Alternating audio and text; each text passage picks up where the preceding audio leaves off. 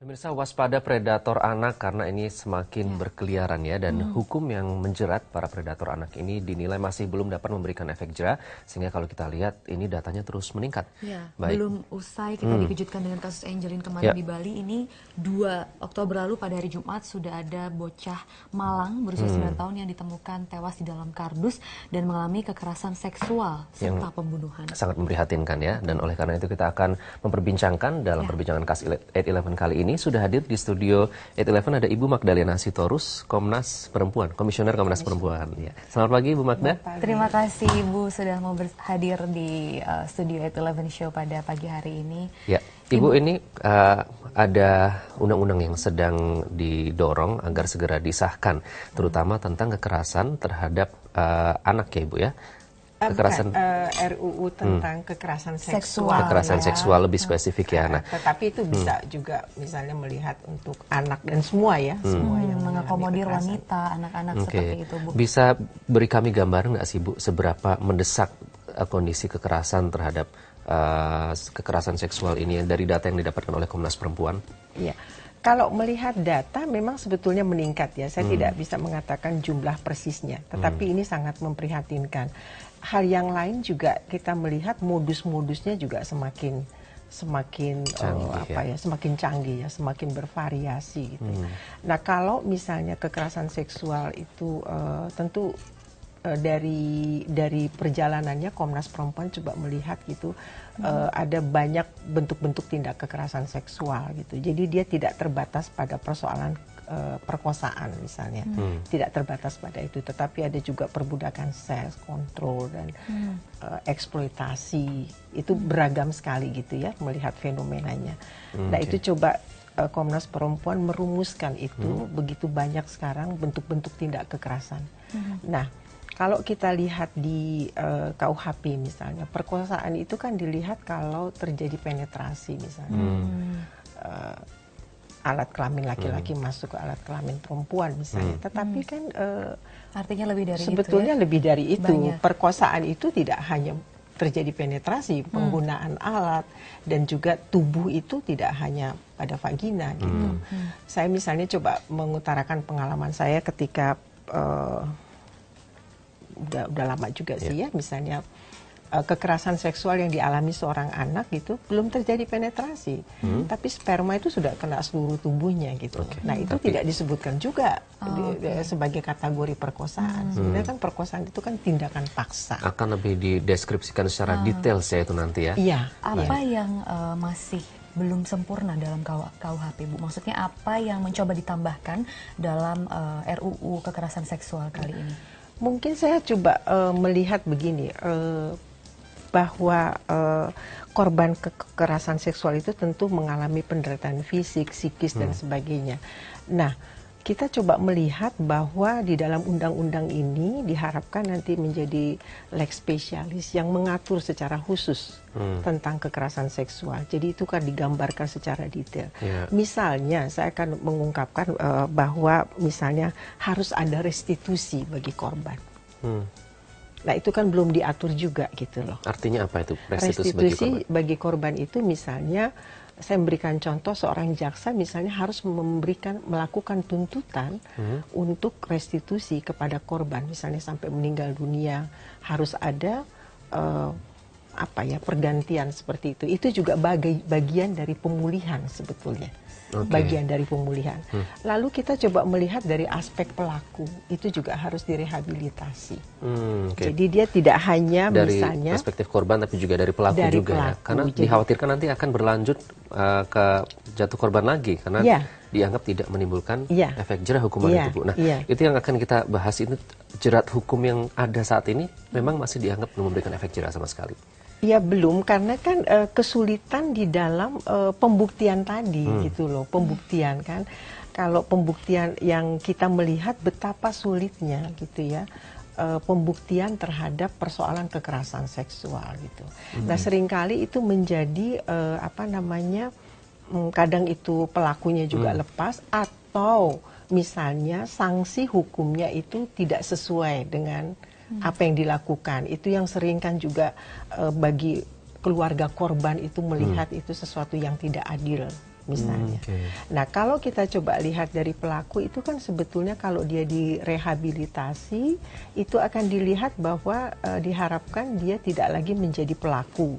Itu dimasyarakatkan lah ya, kembali ke masyarakat supaya dia tidak menjadi pelaku. Atau dari proses rehabilitasi itu akan terlihat juga sebetulnya apa sih yang terjadi pada pelaku gitu ya. Sehingga hal-hal apa yang harus dilakukan untuk kepada pelaku demi juga keamanan. Mungkin kalau bisa digambarkan, diaplikasikan terhadap contoh kasus yang baru-baru ini terjadi begitu Bu, kasus Angelin, kemudian ini ada kasus PNF, itu apa yang bisa ditawarkan oleh RUU ini begitu, maksudnya dari sisi pelaku dan juga dari sisi keluarga korban.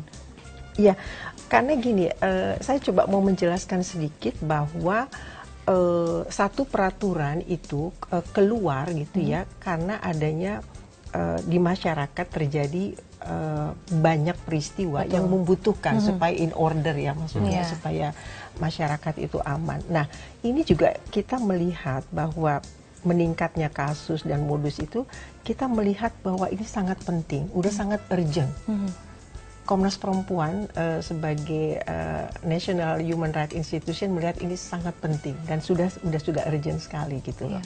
Nah, kita melihat juga bahwa di dalam penanganan kasus kekerasan seksual dan ini juga kita melihat kepada kelompok-kelompok rentan.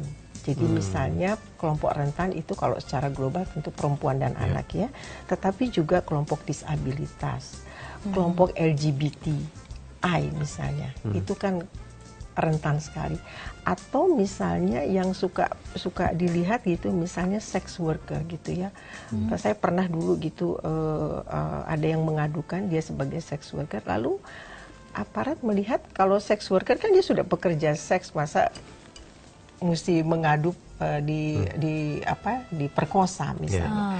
Padahal itu kan tindakan paksa. Kalau seseorang tidak mau melakukan hubungan seksual itu juga sebagai tindakan paksa. Cakupannya nanti akan lebih luas ya Bu ya. Karena korban selama ini mindset kita bahwa korban kekerasan seks lebih banyak perempuan, tapi ternyata masih banyak tadi kalangan lain ya.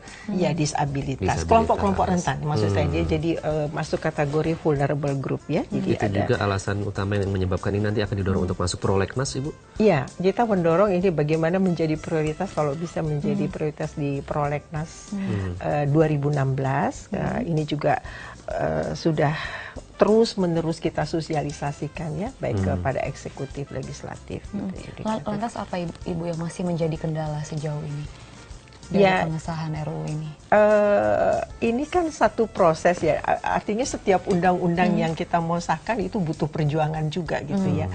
Lalu paradigma berpikir melihat persoalan kekerasan seksual itu seperti apa gitu ya.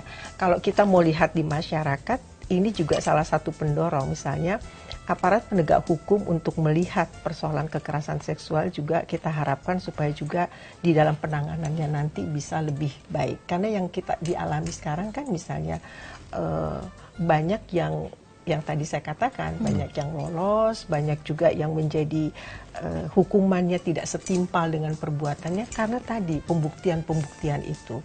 Nah, ini kan dibutuhkan kecermatan, dibutuhkan juga misalnya tenaga ahli yang bisa, misalnya kalau ini terjadi pada anak, atau saya mau mengatakan gini, korban kekerasan seksual itu punya sangat variatif. Dia tidak bisa juga, misalnya ada yang tidak bisa secara otomatis kemudian mengadukan kasusnya. Ada yang butuh waktu. Karena traumatis itu traumatis. Atau itu sesuatu juga yang dianggap memalukan misalnya. Aib sekali persoalan seksualitas gitu ya. Kekerasan seksual. Nah itu kan tidak semua orang itu yang bisa serta-merta menyampaikan persoalan yang dialami. Misalnya yang berkaitan dengan kekerasan seksual. Nah ini kan dibutuhkan kepekaan, kecermatan untuk melihat satu kasus yang berkaitan dengan kekerasan seksual. Kebetulan dulu saya juga memang pendampingan bagi perempuan dan anak korban kekerasan ya, terutama kekerasan seksual, itu betapa sulitnya. Coba ya kalau saya mau berikan contoh yang kelompok rentan, misalnya anak yang mental retarded misalnya. usianya 14 tahun, tapi secara mental dia itu sama dengan usia 4 tahun misalnya ya. Nah, dia mengalami kekerasan seksual. Kalau saya sebagai perempuan, sebagai ibu, dia menceritakan, dia bisa menunjukkan ke alat kelaminnya bahwa dia mengalami kekerasan seksual. Tapi itu tidak bisa misalnya serta-merta, oh ini mengalami kekerasan seksual. Nah, dia kan mental retarded gitu. Nah, kalau dia dibutuhkan misalnya tenaga ahli, expertise misalnya ya, seorang psikiater gitu, itu juga belum tentu serta-merta diterima oleh aparat penegak hukum bahwa ini menjadi korban-korban kekerasan seksual. Karena terkendala di pembuktian itu tadi. Pembuktian, karena bagaimana dia bisa menceritakan ininya. Belum lagi banyak yang dulu kasus misalnya dia tidak bisa berbahasa Indonesia misalnya. Yang saya waktu itu nemani dia hanya bisa satu-satunya bahasa Sunda misalnya gitu ya. Itu juga jadi hilang begitu gitu loh. Nah. Ibu, itu banyak yang terkendala di pembuktian. Kemudian kalau kita berbicara tentang hukuman yang dikenakan tadi Ibu bilang ini tidak sesuai dengan perbuatannya. Terus bahkan ada yang sampai lolos dari jeratan hukum. Kalau dalam gitu. betul, kalau dalam persentase Bu bisa Anda gambarkan berapa yang tidak sesuai dengan hukuman? Itu mesti tanya lagi nanti di kepolisian. Saya tidak bisa menyatakan kasusnya. Tapi artinya kalau kita melihat ini kan Metro ini juga salah satu media ya, kita melihat di media misalnya kasus-kasus. Sebetulnya itu indikasi yang sangat memprihatinkan. Sangat memprihatinkan. Baik, itulah Ibu. yang akan didesak ya nanti ya. Kita akan bahas kita masih lebih akan bahas lebih lanjut bersama Ibu Magdalena Sitorus. Namun kita harus jeda dulu pemirsa, tetaplah bersama kami di @11 Show.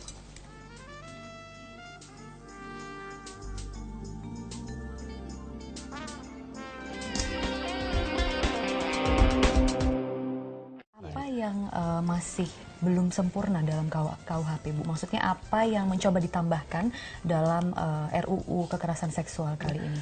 Mungkin saya coba melihat begini, bahwa korban kekerasan seksual itu tentu mengalami penderitaan fisik, psikis, dan sebagainya. Nah, kita coba melihat bahwa di dalam undang-undang ini diharapkan nanti menjadi lex spesialis yang mengatur secara khusus tentang kekerasan seksual. Jadi itu kan digambarkan secara detail. Misalnya, saya akan mengungkapkan bahwa misalnya harus ada restitusi bagi korban. Nah, itu kan belum diatur juga gitu loh. Artinya apa itu restitusi bagi korban itu misalnya, saya memberikan contoh seorang jaksa misalnya harus melakukan tuntutan untuk restitusi kepada korban, misalnya sampai meninggal dunia harus ada pergantian seperti itu. Itu juga bagian dari pemulihan sebetulnya. Bagian dari pemulihan. Lalu kita coba melihat dari aspek pelaku, itu juga harus direhabilitasi. Jadi dia tidak hanya dari misalnya perspektif korban, tapi juga dari pelaku juga ya. Karena dikhawatirkan nanti akan berlanjut ke jatuh korban lagi, karena dianggap tidak menimbulkan efek jerah hukuman itu, Bu. Nah, itu yang akan kita bahas, itu jerat hukum yang ada saat ini memang masih dianggap belum memberikan efek jerah sama sekali. Ya belum, karena kan kesulitan di dalam pembuktian tadi gitu loh, pembuktian kan. Kalau pembuktian yang kita melihat betapa sulitnya gitu ya, pembuktian terhadap persoalan kekerasan seksual gitu. Nah, seringkali itu menjadi kadang itu pelakunya juga lepas, atau misalnya sanksi hukumnya itu tidak sesuai dengan apa yang dilakukan. Itu yang sering kan juga bagi keluarga korban itu melihat itu sesuatu yang tidak adil misalnya. Nah, kalau kita coba lihat dari pelaku itu kan sebetulnya kalau dia direhabilitasi itu akan dilihat bahwa diharapkan dia tidak lagi menjadi pelaku. Itu dimasyarakatkan lah ya, kembali ke masyarakat supaya dia tidak menjadi pelaku. Atau dari proses rehabilitasi itu akan terlihat juga sebetulnya apa sih yang terjadi pada pelaku gitu ya. Sehingga hal-hal apa yang harus dilakukan untuk kepada pelaku demi juga keamanan.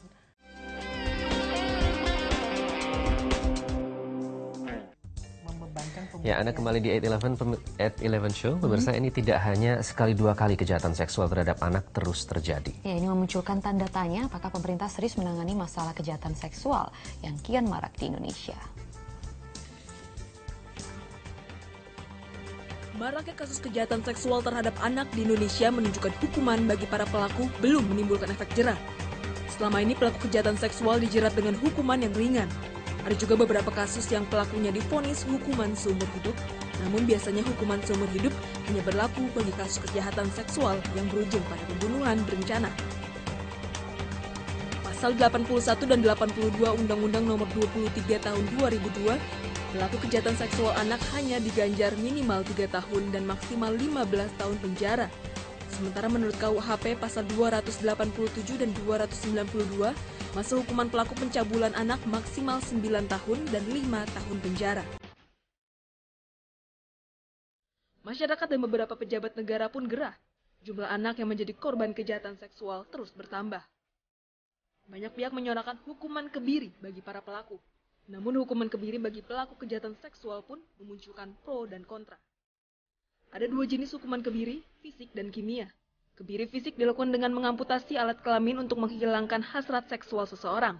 Sementara kebiri kimia dilakukan dengan memasukkan bahan kimia melalui pil atau suntikan untuk menghilangkan hasrat seksual. Tercatat ada 9 negara yang memberlakukan hukuman kebiri bagi para pelaku kejahatan seksual: Amerika, Israel, Argentina, Australia, dan Korea Selatan.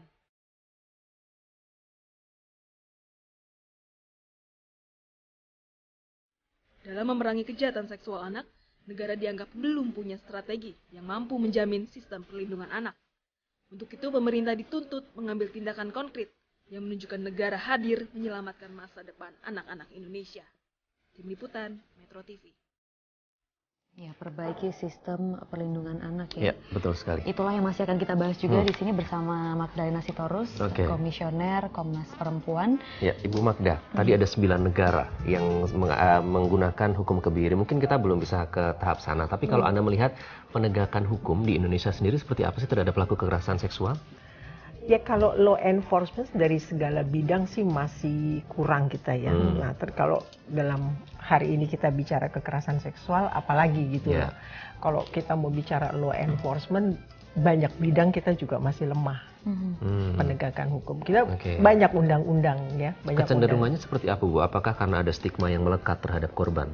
Iya. Kalau yang bisa saya lihat misalnya penanganan di kultur penegakan hukum misalnya seringkali juga dia menyalahkan korban misalnya. Jadi misalnya kalau ada orang mengadukan korban kekerasan seksual, kemudian kebetulan pakaiannya ya agak seksi, ya lalu dibilang ya kamu karena pakaiannya seksi jadi kamu mengundang orang untuk memperkosa misalnya. Atau kasus lain misalnya kalau di dunia pendidikan yang misalnya si korban itu mengalami kekerasan seksual lebih dari 1 kali. Nah, dalam kesekian kali dia baru punya kesadaran misalnya untuk mengadukan kasusnya. Nah, itu juga blaming the victim lagi bahwa loh kok Anda mengadu itu sudah beberapa kali terjadi, berarti kan kalian suka sama suka.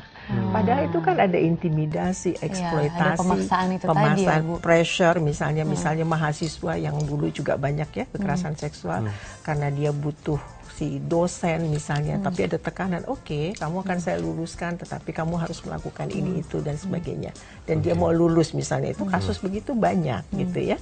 Nah, itu dia tidak dilihat gitu bahwa kekerasan seksual ya dilihat pokoknya ada kekerasan seksual, bahwa di balik itu banyak sekali latar belakang kenapa itu terjadi. Makanya tadi kalau misalnya seorang perempuan mengalami kekerasan seksual bisa beberapa kali dan dia baru mampu untuk mengadukan, nah itu sering dinyatakan ya Anda memang suka sama suka gitu. Nah, itu kasus akhirnya begitu saja.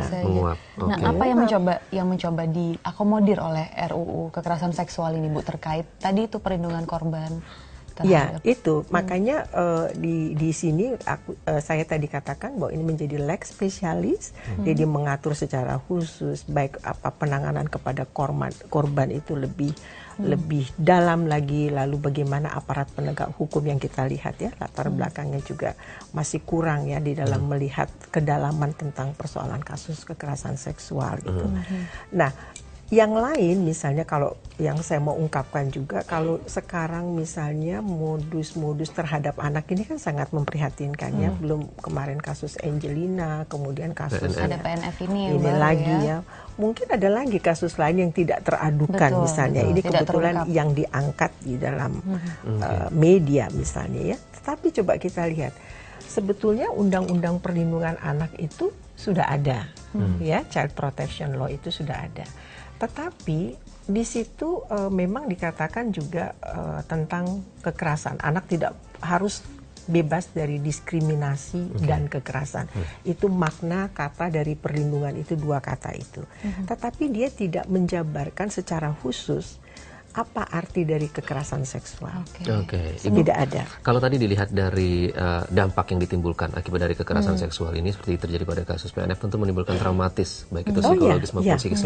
Hukuman apa yang pantas, Bu, untuk pelaku kekerasan seksual sebenarnya ini? Apa sih, Bu, yang kita butuhkan hukumannya? Ya, hukumannya tentu seberat-beratnya ya. Tetapi kalau ini saya melihatnya juga pelaku-pelaku kekerasan seksual itu adalah sesuatu yang juga harus dilihat, misalnya dimonitor juga gitu ya. Dan dia juga misalnya data di kepolisian, orang-orang yang melakukan itu juga punya data. Kita kan lemah juga ya untuk data. Nah, supaya itu juga kita coba mengidentifikasi bahwa upaya misalnya kalau dikatakan negara harus hadir mengembalikan pelaku ke masyarakat, itu yang tadi kami katakan rehabilitasi. Tetapi maksud saya tidak rehabilitasi just rehabilitasi yang menguap gitu ya, menguap saja, tapi juga rehabilitasi ya? yang jangka panjang supaya tidak terjadi lagi. Iya, tetapi dia harus dilihat gitu loh. Jadi misalnya kalau kita kasus JIS misalnya gitu ya, itu kan pedofil ya, tetapi itu kan termasuk kekerasan seksual ya. Dia harus diidentifikasi, barangkali itu modus-modus seperti itu bisa terjadi lagi di tempat-tempat lain. Baik, saya mengutip tadi, negara harus hadir dalam kekerasan seks ini supaya tidak lagi jatuh korbannya. Itu yang coba untuk didorong melalui undang-undang yang nanti akan dimasukkan dalam prolegnas. Terima kasih. Dapat segera disahkan. Terima kasih Bu Magdalena Sitorus. Sama-sama, mudah-mudahan doakan misalnya ini bisa menjadi prioritas di dalam prolegnas. Kita dukung terus. Terima kasih Ibu Magda. Dan itulah pemirsa akhir dari perbincangan kita terkait dengan hukum yang menjerat pelaku kekerasan seksual.